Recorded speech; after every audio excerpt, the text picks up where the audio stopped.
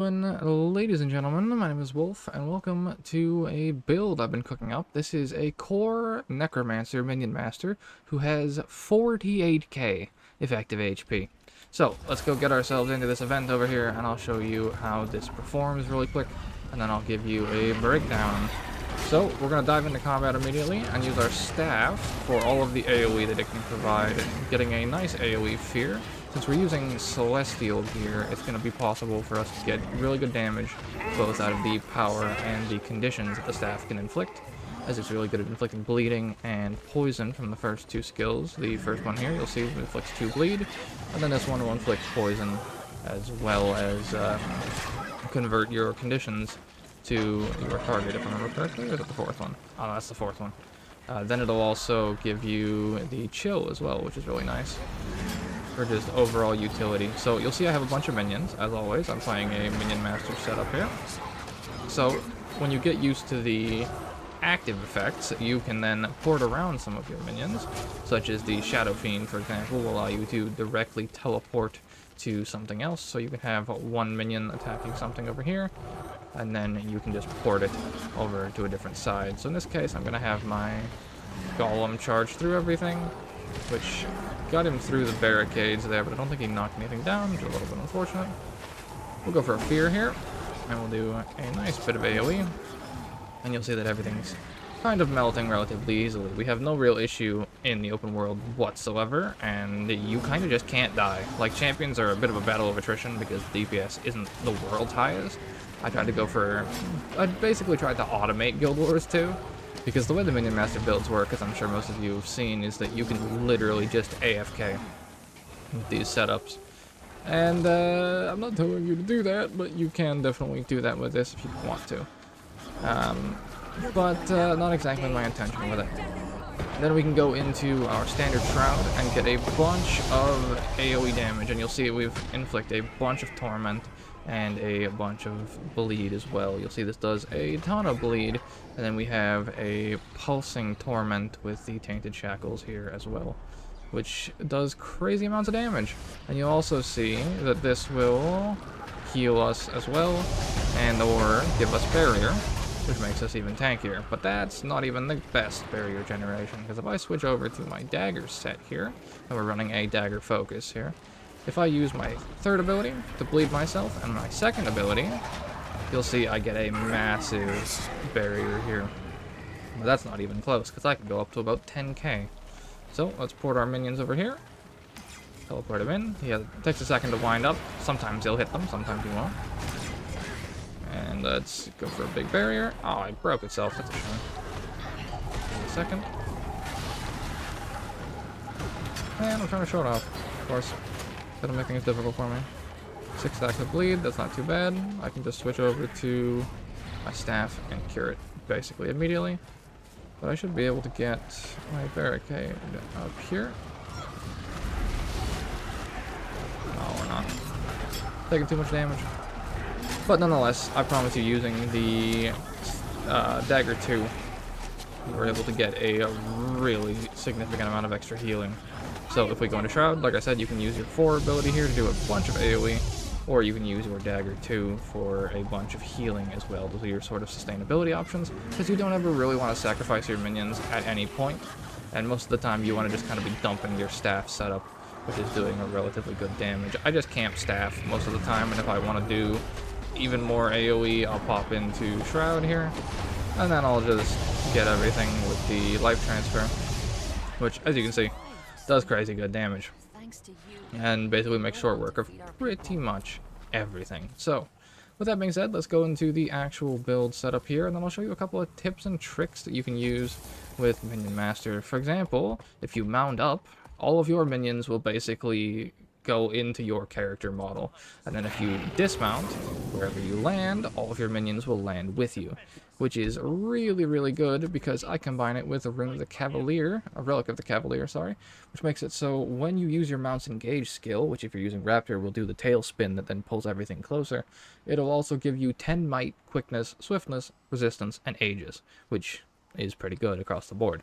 And like I said, I'm running Celestial with this setup, which allows me to have such a high health pool and such a high life force pool, because the life force pool is, I believe, like half or 75% of your health pool. It's something like, there's a math equation for how much life pool you get. I think it's based on vitality, if I remember correctly.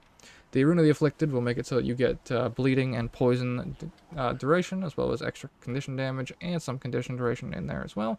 Since we're running primary staff, I always like to go for a Frenzy Sigil on the primary weapons that I'm using, since it'll make it so you get 2 seconds back upon killing an enemy, which just makes the rotation of the weapon just that much more fluid.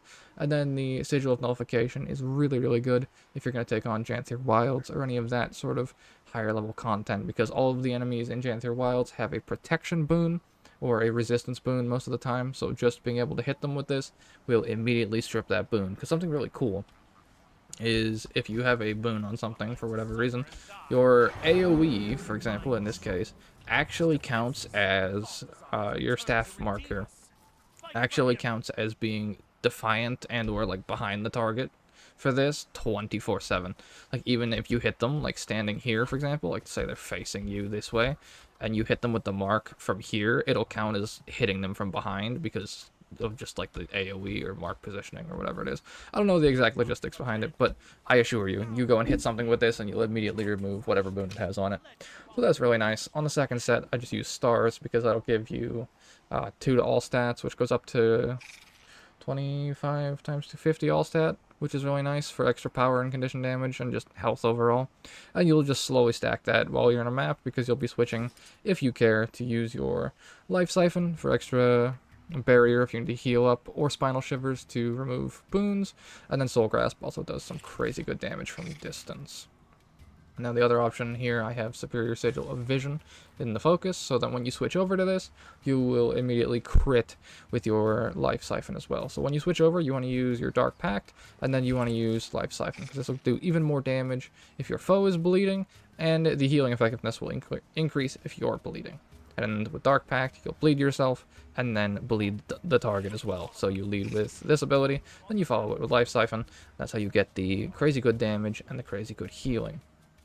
But it gets even stupider than that, because if we go into the actual build itself, then you'll see I'm running Death Magic, Blood Magic, and Curses here. I'm going to tinker with this and maybe add some other stuff and whatnot eventually. I kind of want to mess around with Harbinger in here.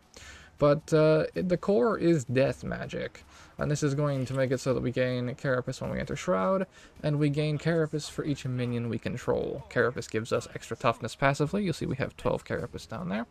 And that just makes us even tankier. We'll then get increased life force generation from passive kills, and then kills will also grant Carapace, which will just make us even tankier across the board, which is great. And then minions deal more damage and take conditions from you. When a minion attacks, it transfers a condition to its target. This is just across the board condition removal, and really good for open world and just flat minion damage. And then you'll take reduced condition damage from the Carapace stacks there as well. But where it gets really interesting is Death Nova. Now keep in mind we're doing constant AoEs with the marks and whatnot, right? So we're tagging pretty much everything we can. And then whenever we kill something, it'll create a Jagged Horror whenever you kill a foe, which allows you to go up to 5. I think there was a point where this was kind of uncapped, and it was like old Necro from Guild Wars 1 before they nuked Blood of the Master and gave you a 9 minion cap, but, you know, the words are hard. I'm a little bit old, unfortunately. Those were the good days, but this is about as close as you can get to it, because you can have 2 bone minions, and then your Bone Fiend, Blood Fiend, and then these 2. So 1, 2, 3, 4, 5, 6. You can have 11 minions if you manage to get everything going with the Death Nova here, which is really, really nice when things just start to pop off. And like I said, since you're using AoEs on the Reaper mark constantly, it makes it so you're tagging pretty much everything in open world events, so you're going to get even more minions. And then, of course, if you hit anything, or if anything decides to hit you, you're going to have 11 minions immediately go and Zerg something, which is just overly satisfying as a summoner player. It is just beautiful to see happen. Then we go into Blood Magic here, and when you dodge roll, you're going to place a lesser mark of blood on the ground, which is the Staff 2 here, so if you want to stack those, you always can. That's an in-combat thing, obviously, but it's not really a major thing, just a bit of extra damage, just whatever. And then the dagger skills will grant a nearby ally's taste for blood, which I believe this applies to the minions as well. But this is just kind of the best thing in the row. Everything else is kind of a little bit mid. So the next one is where things get really, really fun, because keep in mind, like I said before, you have Blood Bank, which allows you to get the health through barrier conversion, which is where things get really wild with the Life Siphon barrier that I was showing you there. But with Vampiric, it'll now make it so that you siphon health when you hit a foe, and minions will also siphon health and transfer it to you. So if you're at full HP, and your minions are running around and whacking things, they'll be Blood Bank transferring you HP to basically give you barrier constantly while you're doing literally nothing. And then you use Vampiric Presence over top of that, and you and your nearby allies siphon health with attacks, which is increased while you're in Death Shroud. A Life Shroud? That could have been the healing version. Why didn't they make that? Oh well. But yeah, that is the core of the stupidity. Blood Bank plus Vampiric plus Death Nova means you get 11 minions that then Life Siphon barrier to you. It's exceptionally stupid. And then, like I said, if for whatever reason that's not enough, you just pop into Death Shroud, and now you have an entire second health bar that, by the way, while you're healing, or while you're in Death Shroud, you're still healing from the minions doing damage, or from the Vampiric Presence, and from the overall healing as well. And the healing from Life Transfer here that I think it gives you just makes it so you just can't die. It's brutal. It's crazy good. And then going into curses here, this is where things get even more fun, because critical hits have a chance to cause bleeding and increases bleeding duration. Now, this is a key node, which is kind of annoying, because I would switch this node out to get like Harbinger or something else, right? But the reason this is a key node is this actually applies to the minions. For whatever reason, if a minion crits, it now applies bleed, or it has a 33% chance to apply bleed anyways, which is really, really good for the next node, which makes it so a percentage of your condition damage will then heal you. So now you've got the minions running around whacking things, applying bleed, which, because we're Celestial, of course, scales with our condition damage, which is just hilariously good. And then you end up with disabling a foe inflicts torment on them. So when you're using your fear sigil, you're then inflicting fear, you're inflicting torment. Your minions are inflicting bleed over top of them. You're inflicting bleed here, you're inflicting poison here by just dumping your kit, and then you're still doing good power damage because we're Celestial, like I said. And then the other options are just kind of meh. And then at the end you have Terror, which will make it so fear you inflict deals damage each second, which is crazy, crazy powerful, and I didn't expect it to actually be as good as it is. So this makes it so your Reaper's Mark does not only the highest power damage on the kit, but also really, really good actual condition damage of sorts. And it also turns your Death Shroud, your Doom ability here, your third ability, into a damage over time ability that then also will apply a stack of torment, which is really, really nice. So, like I said, the way I pretty much play this is I run around the open world with my mount, like so, and I just do the exact same thing I just did. Run in, dive in, and immediately summon all my dudes right on top of them, like so. Immediately tag something so the minions start zerging them, and I'll show you real quick if I can find a group of minions over here. Let's try and throw all my guys into combat, and I'll show you. So I'll make sure to stop attacking. And let's see, there's 2 bleed stacks from the minions. Like I was saying there, 5 bleed stacks, as they're just doing their thing. Passively regenerating health for me. Just beating on everything. I can literally just stand here and do whatever I want. One of them died, unfortunate. Resummon them in a second here. But yeah, I mean, obviously we're taking on expansion content, and I'm quite literally AFK. So, minion build. Still pretty effective. The Guild Wars special. But yeah, really been enjoying this Minion Master Necro. Do let me know if you have any suggestions or additions to it. Of course, it's core Minion Master, so you could make it better by probably going Scourge, and then adding even more zone control with the shades and whatnot. But I think that's a whole different build that I'll probably cover at some point as well. I want to make it like space control Necro, where you just take up the entire screen with stupid stuff. So that's going to be a later build. But yeah, that is my Minion Master Necro. That is absolutely zerging everything. Thank you for listening. Take care.